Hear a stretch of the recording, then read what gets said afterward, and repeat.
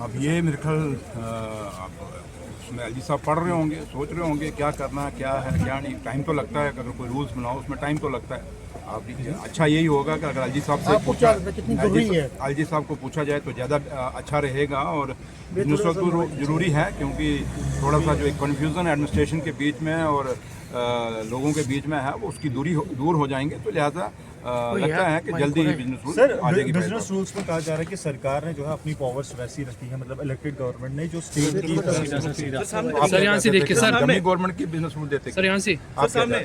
इसलिए जहाँ तक ताल्लुक है बिजनेस रूल हमने अपने लिए नहीं रखा, ये लोगों के कामों के लिए।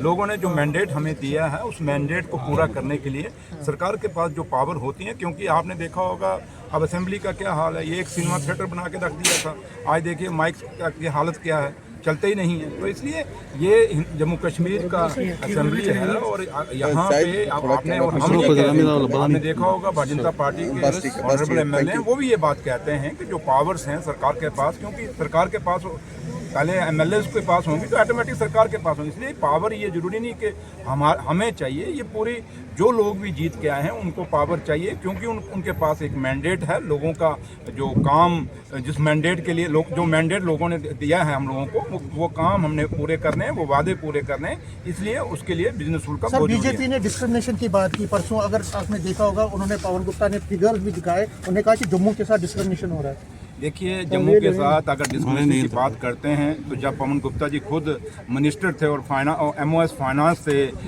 2015 में, तो उनको पूछिए आपके दौर की लिस्टें निकाल के देखें। लेकिन जहाँ तक नेशनल कॉन्फ्रेंस का ताल्लुक है, नेशनल कॉन्फ्रेंस के कायद और लीडर जनाब फारूक अब्दुल्ला साहब और जम्मू कश्मीर के मुख्यमंत्री उमर अब्दुल्ला साहब का हमेशा एक खिता तो हमसे अलग हो गया, लेकिन जम्मू और कश्मीर जो दो खिते हैं इनको बराबर की हिस्से देना हमने हमेशा हमारी कोशिश रही और करते आए हैं। आज ये दरबार में देखें जो हमने किया, इन्होंने 10 साल में क्यों नहीं किया, ये तो हमें ही क्रेडिट जाता है ना। आज देखा होगा आज अब लोग जब वापस जाना शुरू हुए, क्योंकि ईद है अब, तो जब वापस जाना शुरू हुए फिर आपकी सड़कें खाली होनी शुरू हो गई हैं। तो अगर ये लोग जो दरबार में हुआ, कश्मीर से इतनी दुनिया ना आती तो बिजनेस पे कितना फ़र्क पड़ता था। इसलिए ये सिर्फ प्रेस गैलरी को एड्रेस करने के लिए एक अच्छा शब्द है कि जम्मू के साथ डिस्क्रिमिनेशन है। बट अगर आप सही मायने में देखेंगे तो जम्मू के लोगों के साथ जब भी इंसाफ हुआ हमेशा नेशनल कॉन्फ्रेंस के दौर में हुआ।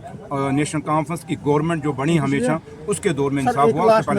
जो अवामी नेशनल कॉन्फ्रेंस को बैन लगी है, कश्मीर से जो खबरें आ रही हैं उसके मुताबिक अवामी अच्छी कमेटी में मीरवाइज की उमर साहब के साथ या पॉलिटिकल एक डिफरेंसेस हैं, तो इसलिए उमर साहब ने डेलिबरेटली किया है, ये अपोजिशन भी कह रही है। यार क्या सवाल आप सुनीत साहब, आप सीनियर जर्नलिस्ट हैं, क्या करते हो आप? चाहते हो कि मैं कोई ऐसा दे दूं आपको तो फिर शाम को चले थे बस, तो वो मिलने वाला मेरे से नहीं है। तो लिहाजा उमर साहब की और क्योंकि मौलवी उमर साहब और उमर साहब ये हम सब जम्मू कश्मीर के रहने वाले हैं और हमारे भाईचारे जम्मू कश्मीर की मिसाल रही है। इसलिए जम्मू कश्मीर में हमारे, चाहे बीजेपी के लोग हैं, बेशक हमारे टकराव होते हैं, लेकिन इसका मतलब थोड़ा कि रिश्ते खत्म हो जाते हैं। इसलिए रिश्ते कभी खत्म नहीं होते और कोई आज तक इतिहास रहा है जम्मू कश्मीर की कोई भी सरकार रहे हो, किसी भी टारगेट करके किसी को कभी उसके ऊपर कोई ऐसा काम नहीं किया जिससे उसको नुकसान।